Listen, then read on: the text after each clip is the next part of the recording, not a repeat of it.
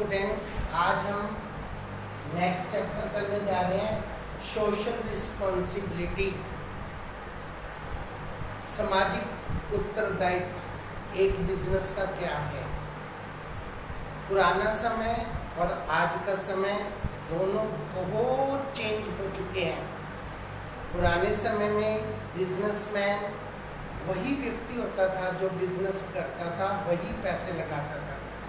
आज के समय में कंपनीज हैं, मल्टीनेशनल्स कंपनीज हैं, तो यहाँ पर एक बात सबसे पहले समझ लेनी चाहिए कि पैसे लगाने वाले अलग लोग हैं जिन्हें आप शेयर होल्डर्स कहते हैं, और कंपनी को चलाने वाले अलग लोग हैं जिन्हें आप प्रोफेशनल व्यक्ति कहते हैं, एम्प्लॉयड पर्सन होते हैं।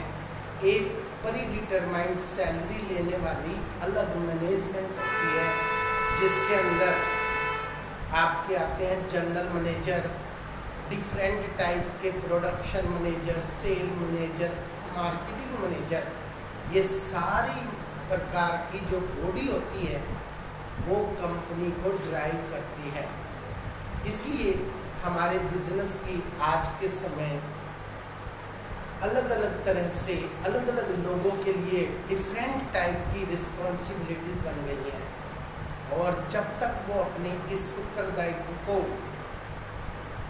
नहीं निभाते हैं तो वो मार्केट में सर्वाइवल नहीं कर पाते। तो हमारे को अलग अलग पार्टीज के लिए अलग अलग जिम्मेवारियों का कैसे निवारण करना है एक मैनेजमेंट को, एक जनरल मैनेजर को, वो हमने इस चैप्टर में सीखना है। तो सबसे पहले हम सीखने जा रहे हैं responsibility towards the investors. Investors वो व्यक्ति जिन्होंने कंपनी में पैसा लगाया है।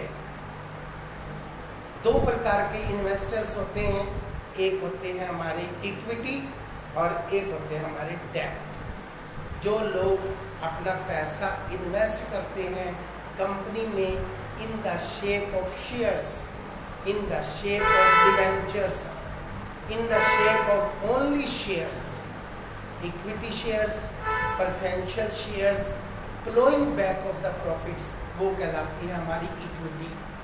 और जब कंपनी में पैसा लगाने वाले होते हैं डिबेंचर होल्डर, लंबे समय के लिए ऋण देने वाले बैंक, अदर फाइनेंस इंस्टीट्यूशन और पब्लिक डिपॉजिट करवाने वाली पब्लिक लंबे समय के लिए, उसको हम क्या कहते हैं, डेब्ट, जिन्हें निश्चित ब्याज मिलता है।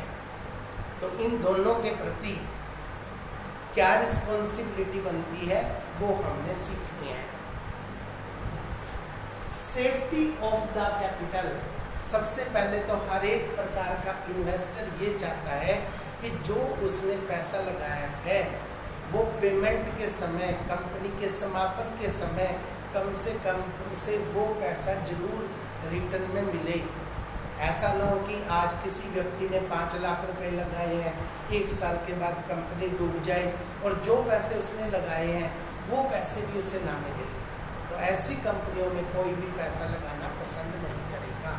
हर एक इन्वेस्टर सबसे पहले अपने पैसे की सेफ्टी चाहता है, इसीलिए लोग बैंकों में पैसा जमा करवाते हैं, पोस्ट ऑफिस में जमा करवाते हैं।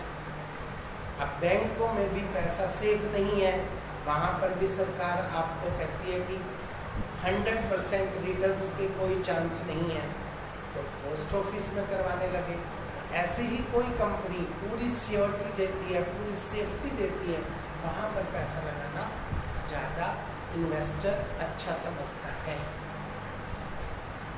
प्रॉपर डिविडेंड, जो हमारे इन्वेस्टर होते हैं, शेयर होल्डर्स होते हैं, डिवेंचर होल्डर होते हैं, शेयर होल्डर को उचित मात्रा में लाभ में से हिस्सा मिले, डिवेंचर होल्डर को उचित मात्रा में ब्याज मिले, और ये ब्याज और ये डिविडेंड उनको प्रॉपर हर साल टाइमली मिलना चाहिए।